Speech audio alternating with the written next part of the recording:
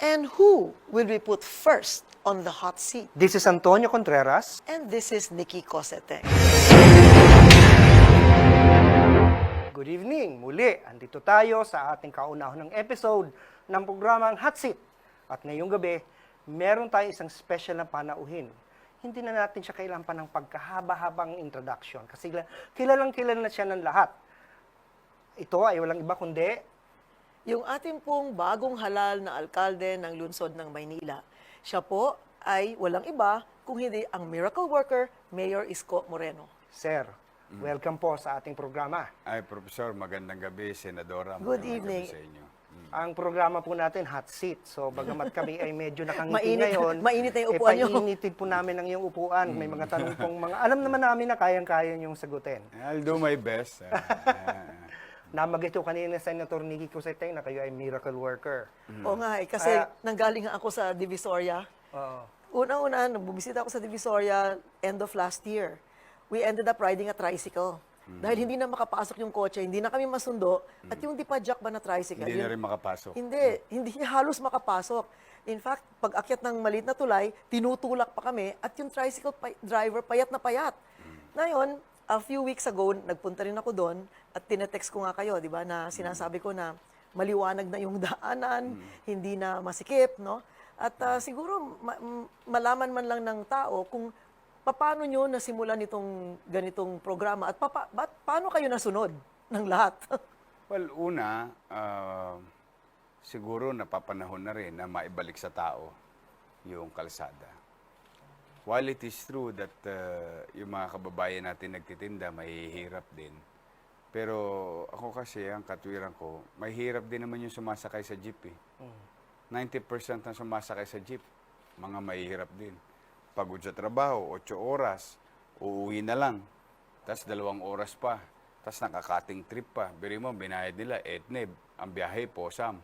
So parang it is unfair for everybody to have a chaotic situation. That's the best word I think to describe it. Very Chaotic. Tyranny, there's tyranny in the streets as if there is no government. So, and it's been decades of this kind of situation. So when I was given an opportunity, wala naman ako actually ginawang kakaiba. What I did is normal. To put things in right perspective. Any mayors can do that. No? Pero Mayor, may kakaibang nangyari. Kasi minsan nakikita natin sa ibang bayan, kapag may mga ganyan mga dinedemolish, pinapaalis, kita mo yung anger ng mga pinapaalis, may mga drama pa yan, di ba? May mga talagang may hinihimatay, may nagagalit, may nagmumura. Pero sa iyo, parang hindi natin nakita yung ganong optics, na parang bagang sumunod sila. Ano bang merong magic? O sabi nga, ano bang milagro na nangyari? O to talaga ba ginamitan? Ano bang ginamit nyo? At parang nabawasan yung ganong klase ng resistance. People just somewhat followed. Diniplomasya ko lang naman sila. Sabi ko, matagal na kayo nahirati dito. Matagal nyo nang napakinabangan. Hindi ba naman bagay na ibalik ko rito sa taong bayan? Because, you deserve better things from the city government. Paano naman ho yung Pangalawa, mga... wala naman silang masasabing... kasi ang sikreto ng punot dulo ng lahat yan, pera lang. Basta hindi mo tinanggapan. Paano ho yung mga bumabalik? It's a cat and mouse principle are being applied. Yeah, it's true that there are some who are also persistent. But I am more persistent. Because we want to be consistent with our policy. That's why I always tell them, 2 bagay lang yan. Mapagod kayo ng kasusuway namin o mapagod ang gobyerno ng kasusuway sa inyo. In this case, it's the other way around. It's the latter. Hindi kami mapapagod na talagang ilagay sa tamang perspektibo. In fact, I may be wrong on some aspect, but as I have always believed that I can never be right all the time. But I have to be just. And this is being just.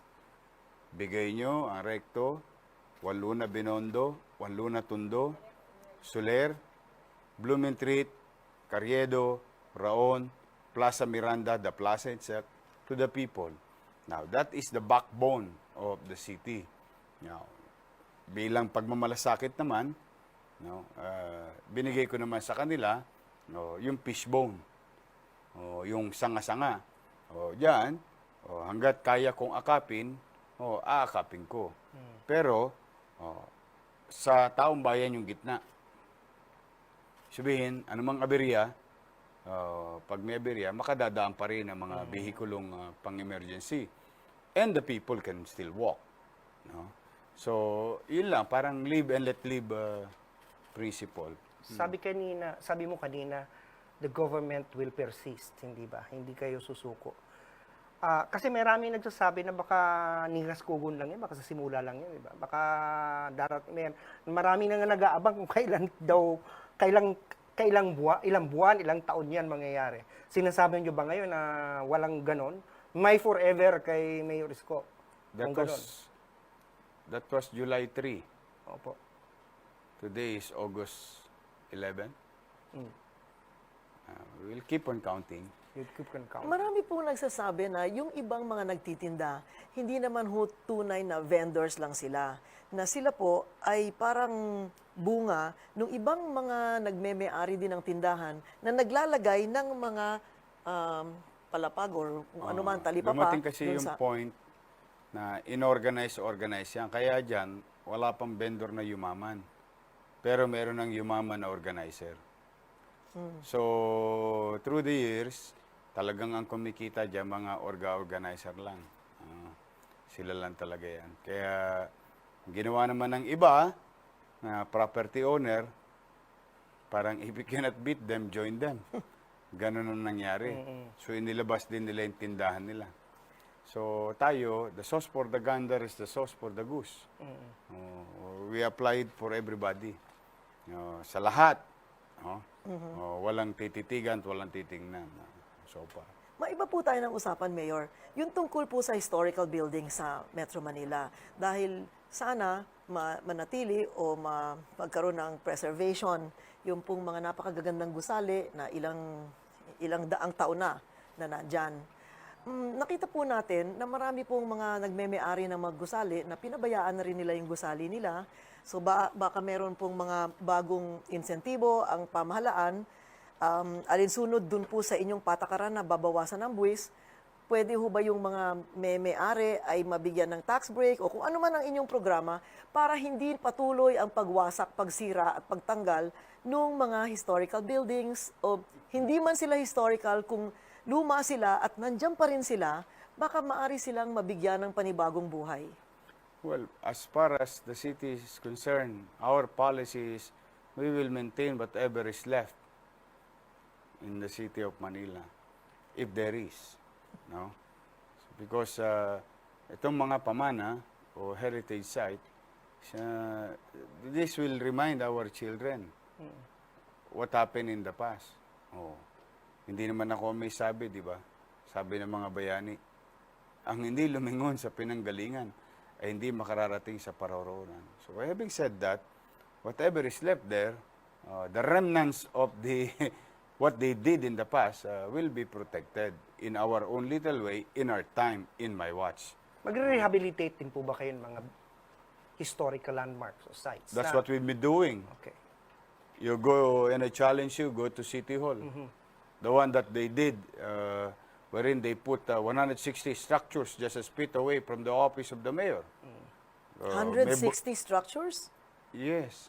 Ano hong klaseng structures? Bagay, hindi ko kayo masisisi, hindi naman yata kayo taga Maynila. Hindi nyo nakita.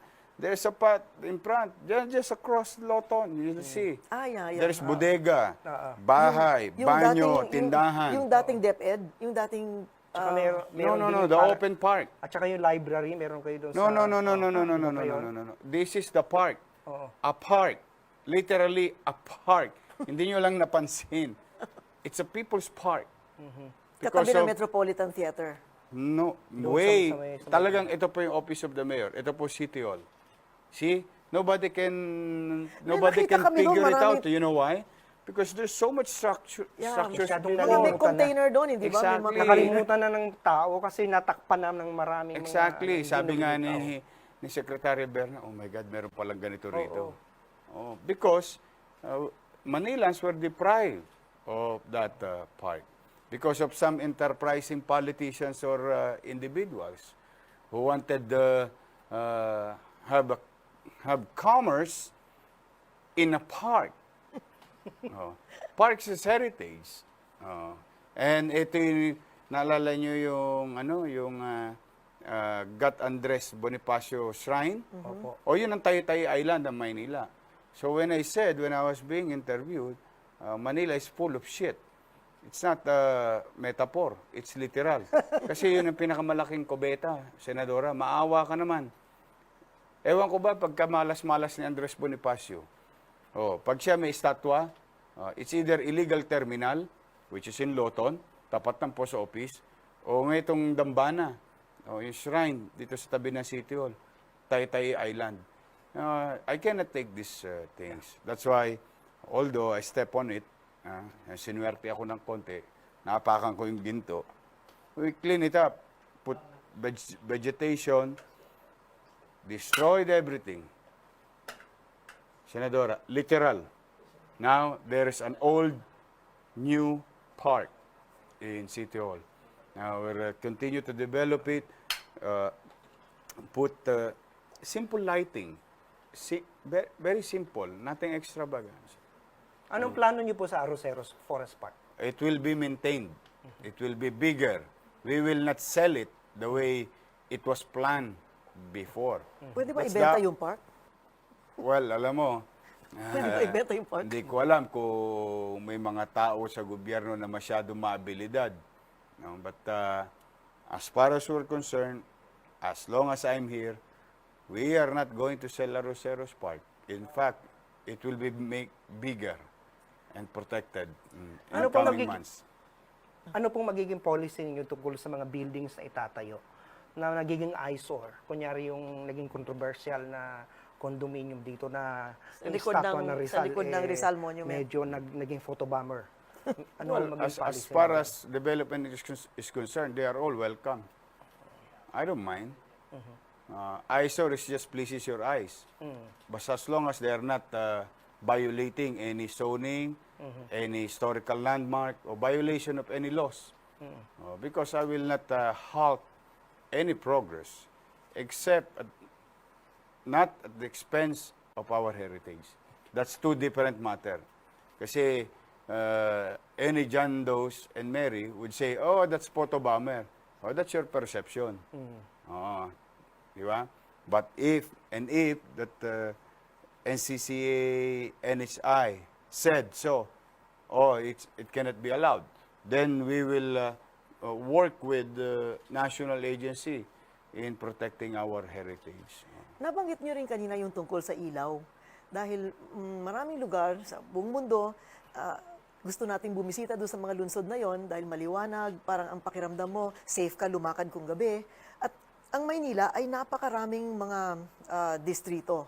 Halimbawa, dyan sa may Sampaloc, o kaya, kanyang Santa Ana. Pero napakadilim. Kuminsan, pinapapunta tayo doon ng Waze, no? Pero natatakot kang dumaan dahil hindi nyo alam kung anong biglang gugulat na lang sa inyo. So, tungkol dito sa lighting, ngayon, sa mga makabagong mga uri ng ilaw, meron po ba kayong programa para maayos na mailawan ang kabuuan ng Maynila? Yes, but I want to scrap everything. That colorful lighting. That you cannot even distinguish Manila from Shanghai. Oh. Kasi may bulaklaking ilaw dito, may balang ilaw dito, may kanyong ilaw dito. In 3 square meter of space, may 4 na poste. Tanda ng lumang administrasyon, sumunod na administrasyon, and so on and so forth. Naging chapsuy. Naging chapsuy. Meron pa nga mga planetang ilaw eh. At saka meron po Can you imagine City Hall? City Hall? Blue, yellow, pink. It's like casino. Yung City Hall. So, tingnan ninyo po. What we did is put on regular lighting. Live in such a way na modest. Pero enough pwede naman lighting. yung modest maging elegant eh. Hindi naman Yeah, kailangan, I hindi believe naman so. kailangan parang merong fireworks araw-araw. I agree with you, Senadora. Mayor, I may agree baho with you. tayo. You know, in France, in Europe, they have old buildings. When they do lightings, you can see that normal lighting being kung Projected. projected. Or flood lighting, they call it the flood lighting. Meron ng So, modern ngayon, hindi na floodlighting, maraming wattage po ang kinukonsumo noon ngayon. Yeah, in fact, even renewable energies are now being utilized in street lighting concept. We will adapt. We will continue to adapt to the challenges. We will put enough lighting, scientifically and engineering-wise, because lighting has distance and rays. Yes. Ah, Meron po so- kasing ilaw nakikita namin, ang iniilawan parang yung langit. Hindi dumadating sa lupa yung ilaw. Kaya suspended yung kanilang ilaw. Kasi ang tendency nga kasi ng mga politiko, they would rather have it parang attention, yung mag-ano ng attention, pag may lighting. No, the purpose of lighting is to lighten up the streets during the night. Yeah. Okay, maraming salamat, Mayor. Mag-break muna tayo at maraming tayong pag-uusapan mamaya. The new era of Philippine TV has arrived, and we are here to lead the way. Here to deliver unbiased news. Here to spark fearless conversations. Here to redefine intelligence. Here to spread hope. Pangarap ko po, sayang Here to get your adrenaline pumping. Here to give you an inside look. siyam ang nailigtas. Here to pay tribute to legends. And here to let your genius shine. At the end of the day, we're not just here to inform. Not just here to entertain. We're here to uplift the Filipino spirit.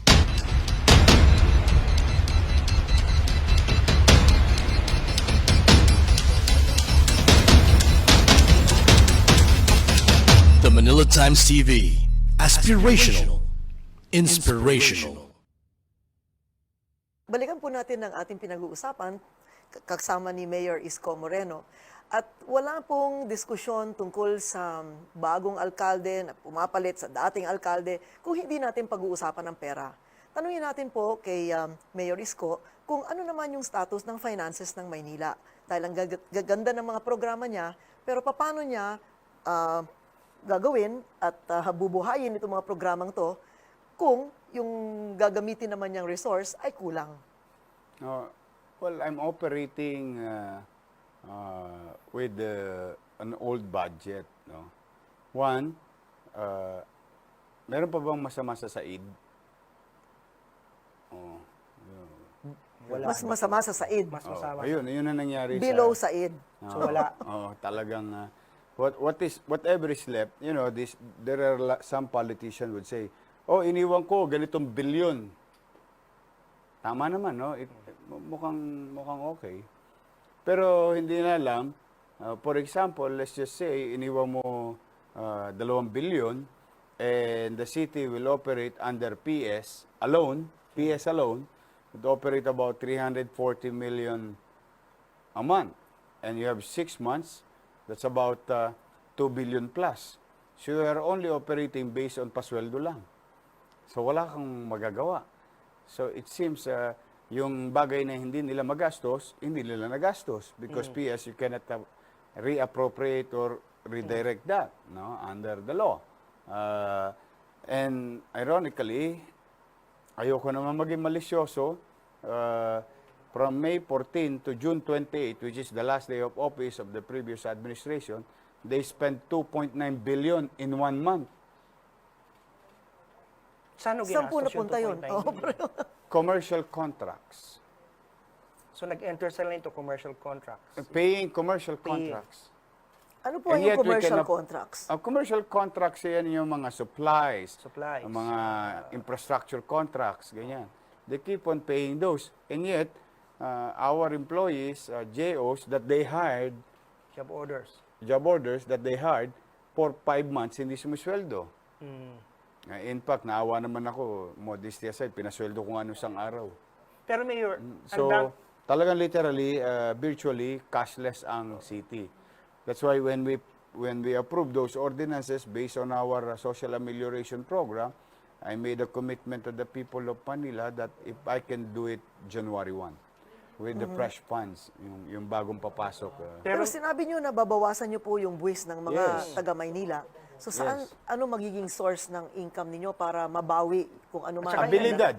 At saka in addition to that, ang dami nyo pong mga binibigay ng mga welfare policies. Magbibigay tayo ng stipend sa mga eskwela. Ang tawag So, dyan, abilidad. Abilidad. Bakit? We have about 14 billion a year. No? Our ratio is 72%. Efficiency ratio. So if I can lower the taxes for 40%, real property tax, 20-10-10, 20 first year, 10 next year and the following year, and yung amnesty, which is na-approve na rin, there will be ease of payment of their obligation. Yung mga dating hindi nagbabayad, dala ng tumaas ang buwis at nahihirapan dahil sa penalties and interest, no way lahat yun. So principals will come in. And, if I can make it at 80% efficiency in collection, 8% So, marirecover. of 14 billion, that is about 1.2, I guess. If I can make it at 95%, that's another story. So why would I make your lives miserable as taxpayer if I can make ourselves as a city to be efficient? Na yung drum, kahit na anong dami ng tubig ang ibuhos mo dyan, hindi mapupuno yan kapag may butas sa ilalim. So, yung butas ang... Ay, yun lang ang gagawin natin. Hindi magsisiksik-liglig at umaapaw pa yan. So, Then we correction. have enough to sustain our programs, visions, and aspirations for the people of Manila. Then at the same time, you will feel na pinakinggan ka ng siyudad ng Maynila. Doon sa mga hinaing mo, na kung saan naging oppressive yung pagbubuwis. Ang tinaas ng buwis sa Manila hanggang 300 porsyento. You can go and ask any real property taxpayer in the city of Manila. Umiiyak. So, doing so, I think it will offset certain level of cost, no? Pero yung kagaangan sa buhay mo, yun ang habol ko. Yung trabaho namin, gamitin namin yung abilidad namin. Then, start cleaning up the city, start clearing up the city, make it more habitable, make it more vibrant, then business will come in. Jobs will be generated. New business will come in, and new taxes, source of taxes will come in. So, these are what we call the ecosystem.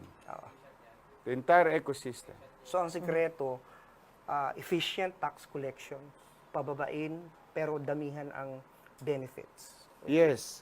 May iba po tayo, Mayor. Kasi So, naniniwala ko na ang pamahalaan dapat mamuhunan sa kanyang mamamayan. Tangible. ang isa sa mga naging puna din sa inyo or puna na maganda ay dahil itong sa usapin ng droga na kayo daw ay effective din sa inyong kampanya sa droga bilang pagsuporta sa Pangulo. Pero at the same time, talagang ine-emphasize nyo yung paggalang sa human rights. Babalikan po natin ang sagot ni Mayor Isko Moreno pagkalipas po nitong paalala.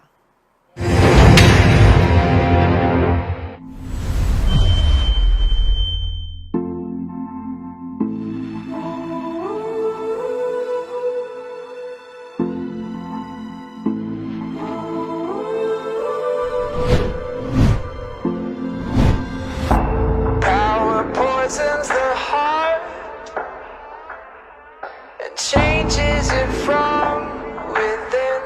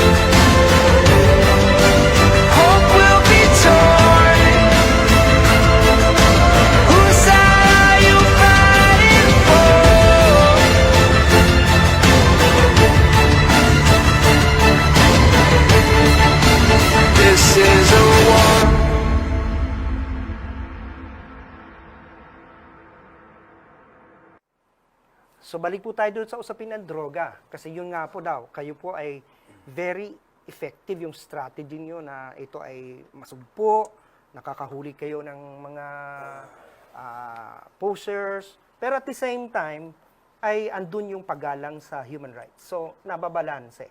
Maaari po bang malaman ng bayan kung ano yung sikreto nyo tungkol doon? Well, una, I don't know if we are going to be successful every day and effective every day. Because in implementing such, you are now going to a hostile situation, and circumstances may arise. No, kaya I cannot make that promise that when we apprehend pushers and drug lords, sila'y laging buhay. As long as hindi sila lumalaban at hindi nila nilalagay sa alanganin ng katatayuan ng aming enforcer, mabigat ang bilin ko na igalang ang karapatang pantao ng mga suspect. Pero ganun din ang paggalang ko sa karapatang pantao ng mga enforcers. At higit sa lahat, ang karapatang pantao ng mga mako-collateral damage. O kaya kailangan bilang police, because they were trained to have this high level of tolerance. Unlike kasi bawat uniform personnel in our armed forces, iba-iba ang training. But policemen were trained to have this level of tolerance. O sabi ko, i-practice nyo yan. Hanggat kayang makuha ang buhay, di okay, mas maganda. Pero kung kayo'y malalagay sa alanganin, isipin nyo rin na may mga mahal kayo sa buhay na nag-aantay sa inyo. Nga siya namang dapat, di ho ba? Kasi sa batas naman, maliwanag Kung di ako nagkakamali sa revised penal code you have the right to also defend yourself. Di ba? Sa pagpapatupad mo ng iyong tungkulin o responsibilidad. As much as possible, siyempre ayoko talaga may nadidisgrasya. Why? I am not God. Only God can create life and take it away. It's not for me to decide who's going to live or not. But in implementing things, like in this case, these are hardcore criminals. Don't take them lightly, huh? Don't be fooled of their appearances. That it seems that they are fragile or pag yan, nalingat-lingat ka talaga yan, tutusukin ka niya sa liig. Malingat-lingat ka yan talaga, puputukan ka niya sa ulo.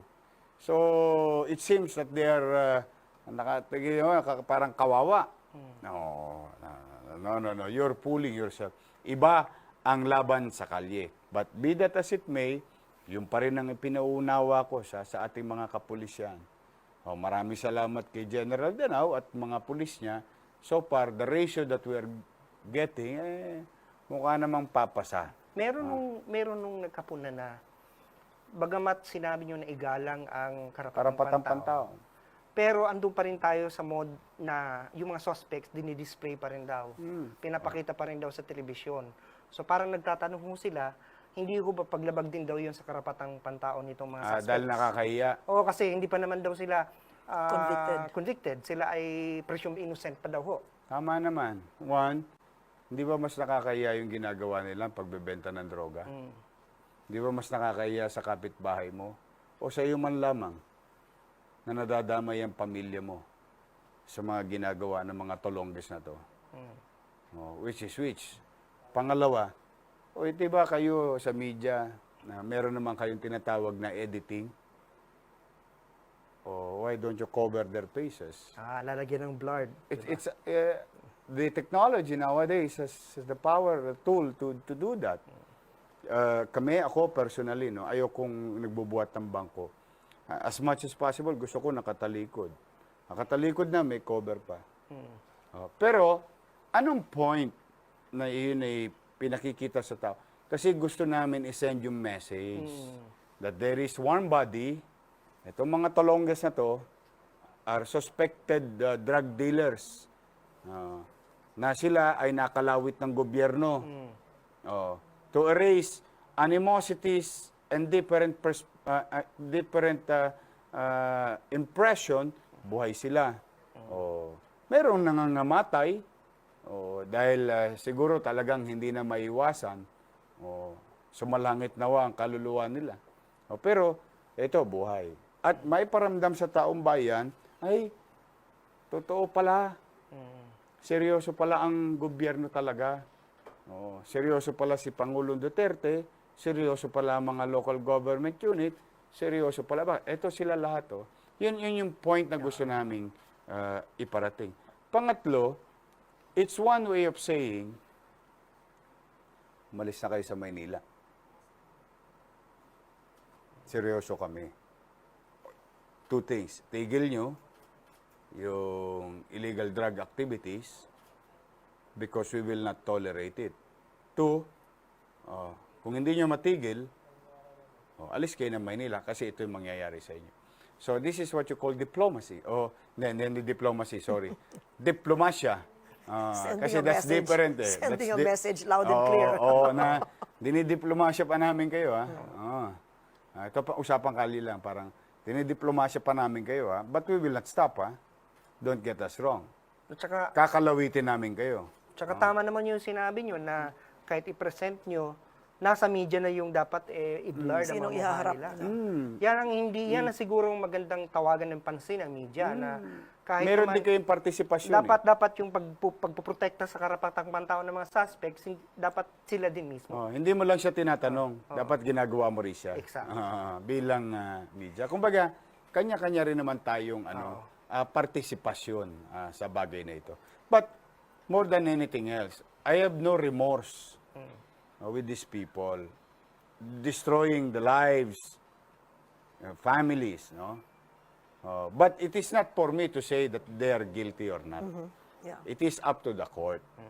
Kaya lamang, bilang leader ng syudad, ipinakikita ko pa rin sa kaisipan ng ating kapulisyahan na patuloy ang paggalang ng liderato sa karapatang pantao nitong mga suspect na to. Kulang po tayo sa oras, pero may dalawang bagay na talagang laging paulit-ulit na tinatanong ng tao, no? Tungkol sa basura at tungkol sa traffic. Dahil yun talagang araw-araw, sa gusto mo at sa ayaw mo, dinadaanan mo yan, at ikaw ngayon ang nalalagay sa perwisyo kung may basura o may traffic. Kung minsan yung basura, nagiging dahilan ng traffic. Di ba? Pagbaha. Pagbaha at iba pa. Ang Maynila ay, alam natin, malalim yan. Maraming areas dyan below sea level. At noong unang ginawa yung Maynila, hindi naman siguro nila naisip na merong 5 milyong taong titira dyan. Kaya kung ano man yung kanilang mga imbornalo, kung ano man yung kanilang mga daluyan ng tubig, ay hindi nakahanda para sa kasalukuyang bilang ng mga naninirahan sa Maynila. Ano po yung programa tungkol dyan? Well, one, traffic. Tomorrow will be traffic. Next week will be traffic. A month after that will be traffic. And it will be traffic in 405 by 4 p.m. in the afternoon in downtown LA. It will be traffic in France, in Oxford, or traffic is everywhere. So traffic gives you certain level of, there's an economic movement in the community. So traffic is traffic. Now, in the case of Manila especially, we have about 4,000 trucks will come in and out of our ports. Name it, from the north to Manila Hotel. 4,000 trucks will fly by this area, the west side of the city. This is for the ports alone. Wala pa tayong Binondo. Wala pa tayong Paco. And there is about Nima University, except for Ateneo. They are all located in Manila. Or Lasal? LaSalle is here. Yeah. Oh, yeah, in That's fact. why Nima University, except for Ateneo, because everybody, Or UP. everyone is located may here. UP Manila. Yeah, located here. No? Agencies of government is located there. Businesses located there. So, what I mean is, there will be traffic, but what can we do as a city? We'll try to manage it. Having said that, if may awa ang Diyos, no? Every day of your life, Professor, from your house going to LaSalle would take you 2 hours. in the old days. Then, niawa ang Diyos, we came up with an idea. A very basic solution. Manage it. No matter what, you manage it. Huwag kayong bibitaw. Maulan, bumabagyo. Let the government be felt by the people that we are really managed. Then it came to a point that it became 1.5 hours. Will you be happy, Professor? Of course, 30 And minutes. if I can make it at 1 hour, Very, very happy. then that is what you call management of the I would city even like it government. to be 30 minutes, Mayor. Yes, exactly. Kumbaga, that's what you call this, how you solve Yeah. a day-to-day problem, which is traffic. Now, can we really solve it? Yes, we can. Of course, don't get me wrong. It will be resolved. How? Duplicate the roads. How can we duplicate roads? There's a 500-year-old city. This is a 500-year-old city, almost 500 years old. Everything is in place. Private ownership via roads, along the roads. So how can you develop it? Vertically. You develop it vertically, create Elevated highway. mass transport system, whether vertically or on the ground. At itong mass transport system is nag-uusap. Like in Japan. In Japan, there are so many companies, railroad companies. Pero kahit na sila magkakaibang kumpanya, meron silang commonalities. Feeder line, and so on and so forth. This is what the study shows. Whose study? Not mine. USAID, ADB, sabi, if you will not resolve traffic today, the country will lose about 2.4 billion pesos. That was 5 years ago. At sabi rin na sumunod, 6 months thereafter of that study, the same group, JICA and everything, sabi nila, by 2030, if you're not going to address traffic today, you will lose 30 billion pesos. Meron yung math, meron yung formula. This is not just about direct money loss. Meron yung pag-aaral na ginagawa. So, the point is, if wala tayong pera to create infrastructure, we should not stop. We should still address it. How? Day to day, you manage it. Put certainty in the streets of Manila. When we say it's no left turn, it's no left turn. Don't destroy barricades because it is convenient for your school to cross and make pedestrian on your own and put your security guard in top avenue. No, that is beyond the rules. You cannot put private guards in the streets of Manila. Aray You ko. cannot, Sa'yo yan. you cannot just in the middle of Mukha itong Mayor may tinamaan doon, ha? you cannot just put, no, wala naman, ito, ano to, pangkalahatan. You cannot just, because you're an institution, you allow to destroy plant box just to make a U-turn in front of Batasang Pambansa. No, you cannot do that. There must be a law, or there must be talks, or... Logic, importante yung logic, may logical kasi, basis. Kaya, yun yung point natin. Kaya nagkaroon ng tyranny. Nagkanya-kanya na. Now, in our case, in our own little way, I'm grateful to netizen. Lately, they're posting in the middle of the bagyo. Hanggang dito, tubig noong kalye, yung aming mga traffic enforcer na nasa kalye. And I'm happy to netizen that they're calling our attention. Oy, bigyan nyo naman ng enough equipment. As sabi ko naman sa inyo kanina, we're operating on an old budget and acquisitions in government will take time. But, you know, there are some individual, we're very happy, who's going to donate Raincoats, boots. gamit ng mga tao. So, again, to cut the long story short, yes, there is traffic. And may awa ang Diyos sa tulong ninyo, sapagkat hindi lang naman pamamahala ang kaya magtagumpay o pamamahala lang ang pwedeng gumawa. Sa tulong ng tao sa pagkukusa, may nakatingin no wala, susunod sa alituntunin pinatutupad sa batas trapiko, then ito'y isang mabisang pagkakaisa ng tao towards this problem. 2, garbage. Garbage, we will collect it. We have funds to collect it. But garbage everywhere, because you just felt that you have the right to throw sticks and that and anywhere that you wanted and wishes, then it will create chaos again. But if you put it in do sa tamang sisidlan, tapos nag-effort ka. Just can you imagine, that's why I really like Mr. Lee Kuan Yew, trying to duplicate a certain policy by Mr. Prime Minister Lee Kuan Yew. Sabi niya, tingnan mo yung bubble gum, the bubble gum principle or concept. Sabi niya, if 1 million tourists will eat bubble gum and spit it in our floor, there will be 1 million bubble gum in the streets of Singapore. And I'm going to send thousands of people just to scrape those bubble gum. It will take time, it will take resources of government. And this is unnecessary. Sabi niya, this is unnecessary. All you have to do is chew your bubble gum and put it in a paper, throw it in the trash can. See, pag tinignan mo nga naman, logic, talagang simple lang eh. This is not rocket science. That's why ako, may awan Diyos, I'm not ashamed telling others that I'm duplicating this, duplicating that, copying this, copying that. I'm trying to copy whatever is good, what I believe that is good for the country and the city. So what? I'll give credits to them.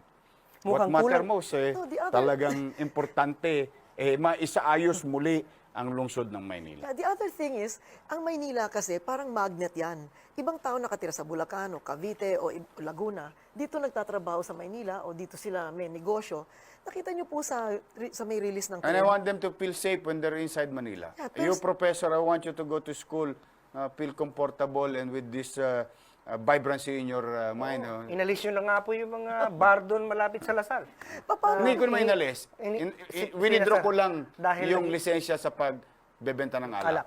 They can still continue business. So, meron pong mga tao na dala-dala yung mga basura, hinahagi sa ibabaw ng tren, hinahagi sa gilid ng riles. Kaya kung tatawid kayo ng tren, sa Sampaloc, yung Antipolo Street, ganyan, di ba pwede kayong tumawid ng ganon, makikita nyo na hindi nyo na makita yung riles. That's why ang katagumpayan ng gobyerno ay sa pakikiisa ng tao.